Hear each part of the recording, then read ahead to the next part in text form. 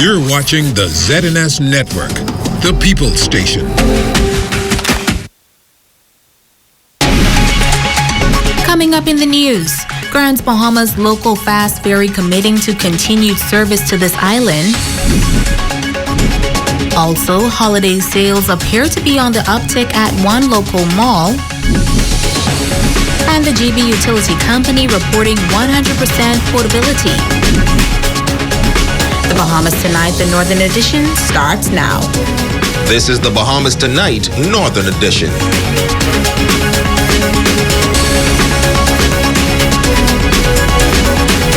This is the Bahamas Tonight, the Northern Edition. Good evening all, I'm Jamila Missick. Thank you so much for tuning in.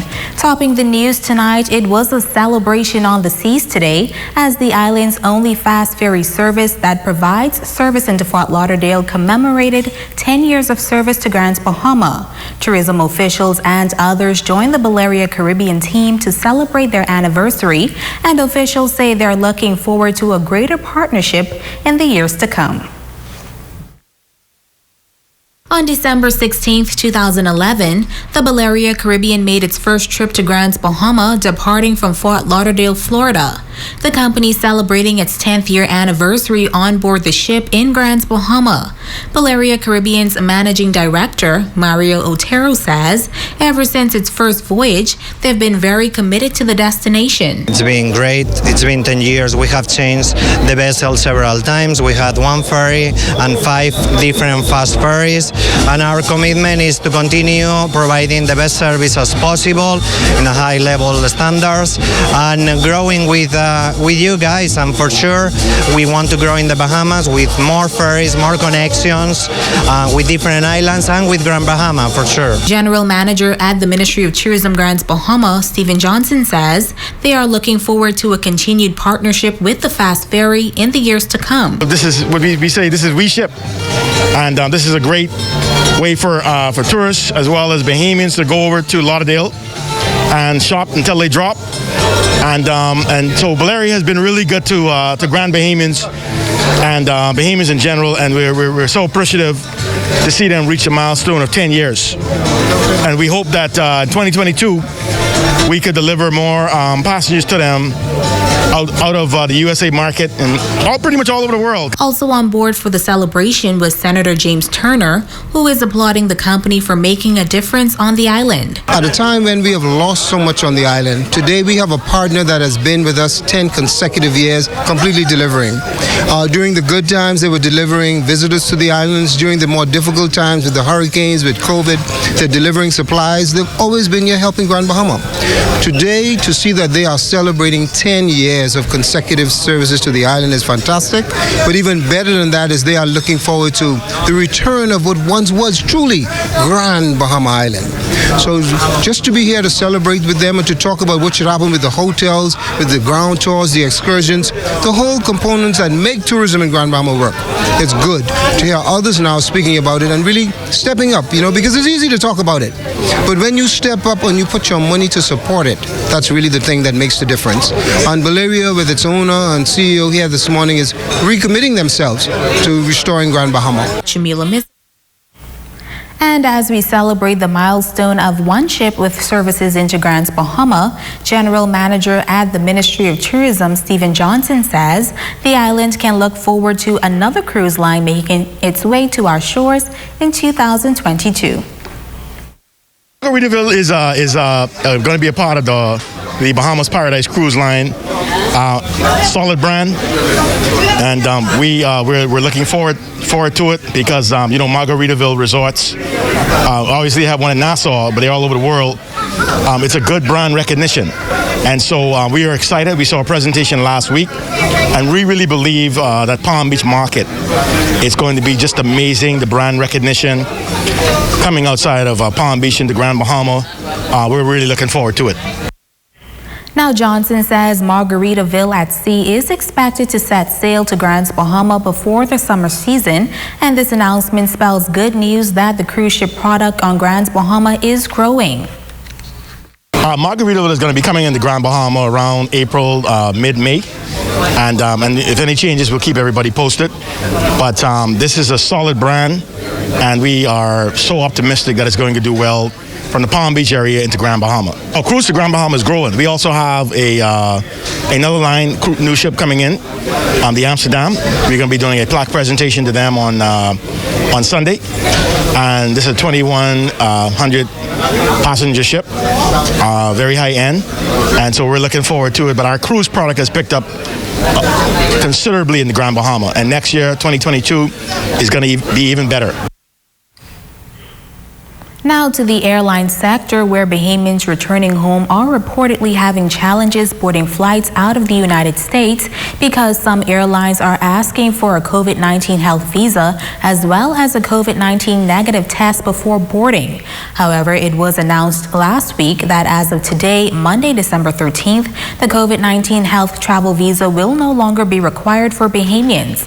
Minister of Tourism Aviation, the Honorable Chester Cooper, responding to the issue today in the nation's capital, noting that his ministry is aware that there are Bahamians abroad who are experiencing difficulties boarding flights.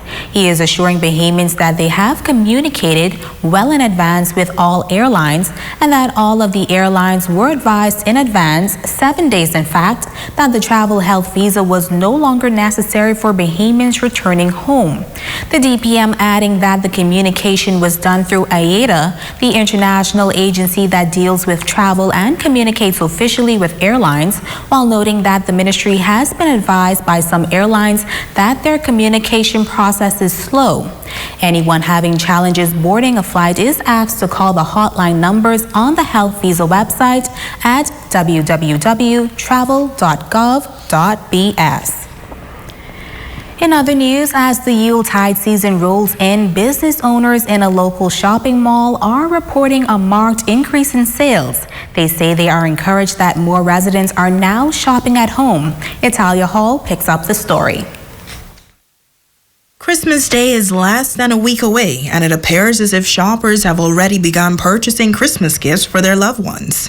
Over at the RAYVIN Mall in Freeport, traffic was pretty slow on Tuesday morning, but owner of Baja Gala, Tanisha Carey, says business has been good overall. As she says, this year, more residents are shopping at home.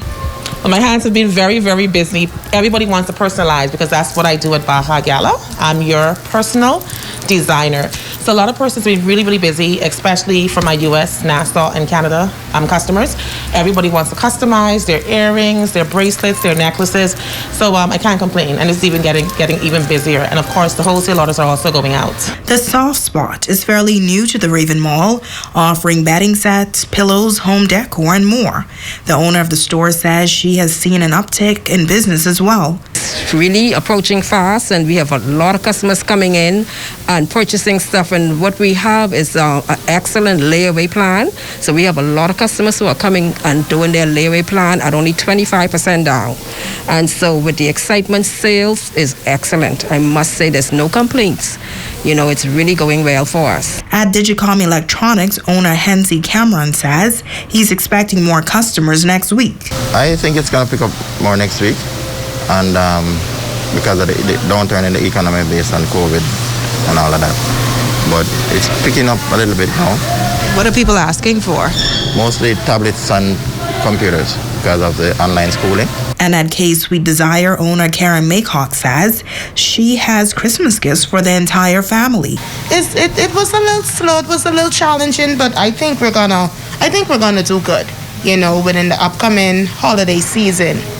And it's already here, guys, so come on down. We have a lot to offer. Like I said, we have from the name brand, we have the Ray-Bans, we have the Oakleys, we have the G-Shock watches, we have every perfume that you could name. We have the authentic perfumes. Now, overall, these businesses say they are optimistic about this Yuletide season following a major decrease in sales last year due to the COVID-19 pandemic. I'm really encouraged because you felt it from this year, like October. So you felt persons who want to spend.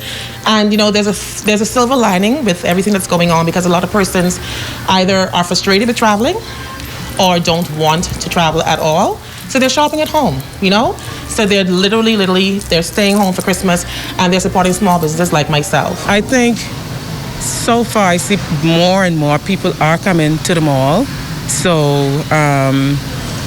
I think this year is going to be better than last year. With COVID, we really had a slow time, and it was bad for everybody. And this year, it has picked up. The sale has really picked up, during COVID time, with persons laid off and the persons could hardly move around to get out to shop. We saw a drop in sales. But I can say that has truly picked up this season. Much more optimistic. Last year just did not happen. Last year is a blip on the calendar. So I've seen a lot of growth, a lot of things happening, a lot of buildings going up. People are going back to work. And I've seen the evening side of the mall. It's Halia Hall, ZNS Network News. The Grand Bahama Port Authority Limited, as the regulatory authority with responsibility for the utility sector in Grand Bahama and oversight of the Grand Bahama Utility Company Limited, has completed the necessary framework required to declare that GBUC now provides potable water to 100% of Grand Bahama residents. The water company issuing a release on this latest development. Shashina Rolfarkason reports. According to the statement issued by Vice President of Building and Development Services, Nakira Wilshcombe, the Grand Bahama Utility Company has completed the necessary framework required to declare that GBUC now provides potable water. The Grand Bahama Port Authority Limited, as the regulatory authority with responsibility for following the completion of GBUC's $5 million reverse osmosis installation last month, Environmental Department of GBPA monitored the commissioning process for 30 days to ensure that the system was functioning adequately and at the specifications prescribed by the World Health Organization for potable water. Water potability means that the water supply filtered through the RO system and being distributed in the community has been treated and tested to ensure that there is no more salt inundation and is safe for human consumption. Residents are able to safely use the water for cooking, cleaning, bathing, drinking, and more. According to the statement, now that 100% of the island has potable water, it is the regulatory responsibility to ensure that the reverse osmosis system is maintained and fully functional to consistently provide fresh water to residents. Shashina Rolfarkason, ZNS Network News. Call it a community effort. Residents teaming up with civic organizations to clean up debris near the waterfront in West End this past weekend. The various groups set out early Saturday morning with one goal in mind: to give that community a much-needed facelift. Jay Philippe was there. It was a collaborative effort to beautify the West End waterfront and surrounding areas. The partnership involved the Royal Bahamas Police Force and its cadets, the Masonic Lodges, Junior Achievers, and the West End Committee. Senior Warden Paco Deal, representing Lodge number 21, which is a Prince Hall affiliate, tells us that this initiative was absolutely needed. If you notice along the way to West End, there's been a major cleanup that's been going on, that's been initiated by the minister. And I think the community of West End and the Save the Bays Association, along with Nebo's Lodge number 21, Prince Hall affiliated, like I said, who's based out of West End, we decided to jump on that and do a major cleanup this morning. So we just decided to partner with Save the Bays and the West End community at large. We plan to be a constant part of the community, the redevelopment, the rebeautification. As you know, the West End is basically, there are a lot of visitors in and out of West End, and unfortunately there's a lot of garbage that's disposed on the side of the roads, and of course, natural bushes, so we try do our best to keep it clean. And it encourages, one, you clean up, it encourages the residents at large to keep their areas clean. The Royal Bahamas Defense Force Junior Cadets, better known as Rangers, playing a major role in the cleanup efforts. Instructor for the leadership program on Grand Bahama, Darrell Jones. Normally the Ranger program assists numerous of agencies when it comes to cleanup efforts in the island of Grand Bahama, and it hurts my heart to see the amount of trash that we came across this morning as we went through the city of the settlement of West End. I just would hope that in future, after the cleanup is completed, that the residents here in West End could maintain what we have started here. Superintendent Andrew Wells, officer in charge of the Western Division, believes that the cleanup campaign on the weekend can bring greater awareness to residents in West End. And we all came together in a collaborative effort to clean up our community. We have to start with us. We cannot depend on others to come in and clean for us. We are cleaning for ourselves to create a healthier community for all. I would say that it causes people to be more aware of their environment, and seeing us do it, they can be influenced also, encouraged to also do it for themselves. I'm Jay Philippe, ZNS Network News. The newest justices of the peace sworn in during a special ceremony at the Magistrate Court on Grants, Bahama. Our Remiko Knowles spoke to the JPs on this new privilege and tells us that many are grateful to receive the honor. A noteworthy day for several persons receiving their instruments of appointment in the Magistrates Court. Number one, the newly appointed members were sworn in by Deputy Chief Magistrate Debbie Ferguson. Among them, Apostle Jacob Bean, who believes that his appointment is a door that God has opened for him, and he is thankful. Today is a special day for me. It'll open up now that I could assist more in the community as a justice of the peace now. And even with me being an apostle at the church, there are a lot of people that has needs. And I could reach out to help them even more with legal documents and things. I give all praise and glory to God and to my wife and my mother who came to accompany me here today. But it's a blessing to be here and see the grace and the favor of God upon my life. The communications officer at the Grand Bahama Health Services, Janine Marie Boulou, has served in the legal field for many years. She says to be sworn into the Justice of the Peace is a wonderful feeling. Reserved Police Officer Delvin Beckles says he is grateful. This is, oh my God, I can't even find the words. I'm excited, I'm elated, but I'm also honored to be one of the Justices of the Peace of the Commonwealth of the Bahamas. And I believe with me being appointed as a JP today, I could do more for my community and definitely more for my country. I am more than honored to be a part of the ceremony this morning, to be appointed Justice of the Peace. I've been very active in the community, and this is one of the things that I really, really wanted to do. I'm grateful. Professional school counselor Shavita Campbell says it is an historic moment. She applied to become a member back in 2012 and was denied. Nearly a decade later, she was sworn in. Campbell says her only wish is that her mother was alive to celebrate with her. Even though I would have been denied in 2012, I felt some kind of way, and I shared it with my mom then. And it's just unfortunate now that I'm not able to share it with her now.